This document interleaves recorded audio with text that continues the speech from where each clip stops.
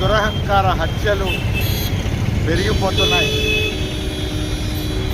నాగర్ కర్నూలు జిల్లాలో కొమ్మెర గ్రామంలో ఈ కుల దురహంకారానికి పసిబిడ్డ బలైంది. అగ్రకుల పెత్తందారుల పేరుతో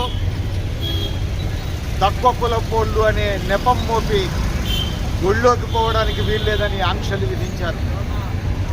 గుడిలోకి పోయే ప్రయత్నం చేసినటువంటి యువకుడిని చిత్రహింసలు పెట్టారు, కిడ్నాప్ చేసి బంధించారు. వదిలిపెట్టాలని వేడుకున్నటువంటి మహిళ తన పసిబిడ్డను కాళ్ళ దగ్గర పెట్టి దండం పెడితే ఆ పసిబిడ్డను తన్ని పసిబిడ్డ మరణానికి కారణమయ్యాడు పెత్తందారి. అగ్రకుల పెత్తందారీతనానికి అద్దులు లేకుండా పోతున్నాయి. కులం నశించాలని కోరుకుంటున్నాం, మనం కుల వివక్ష నశించాలని కోరుకుంటున్నాం. దేశం అభివృద్ధి కావాలి, రాష్ట్రం అభివృద్ధి కావాలని కోరుకుంటున్నాం. మనుషులందరూ కష్టపడి పనిచేయాలి, ముందుకు సాగాలి, అభివృద్ధి సాధించాలని కోరుకుంటున్నాం. ప్రపంచమంతా, దేశమంతా రాకెట్ యుగం దాటుతోంది, కంప్యూటర్ యుగం దాటుతోంది. ఇప్పుడు ప్రకృతి మేధ యుగంలో ఉన్నామని చెప్పి గర్వంగా చెప్పుకుంటున్నాం. శాస్త్ర సాంకేతిక పరిజ్ఞానంలో అభివృద్ధి క్రమంలో ముందడుగు సాధిస్తున్నటువంటి ఈ ప్రపంచంలో మరి తెలంగాణలో, భారతదేశంలో ఇంకా కుల దురహంకారం ఎందుకు కొనసాగుతోంది?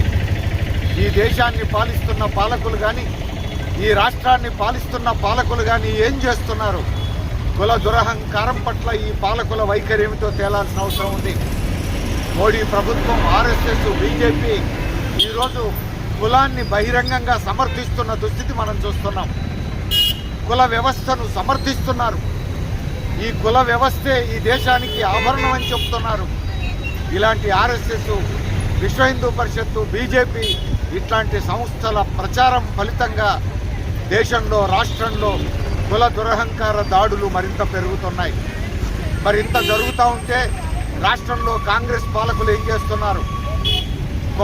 కొమ్మల గ్రామంలో జరిగినటువంటి ఈ దాడి, ఈ హత్య, ఈ విషయంలో ఇప్పటి వరకు బాధ్యులను అరెస్టు చేయలేదు, కోర్టు ముందు పెట్టలేదు, ముఖ్యమంత్రి నోరు విప్పి మాట్లాడట్లేడు.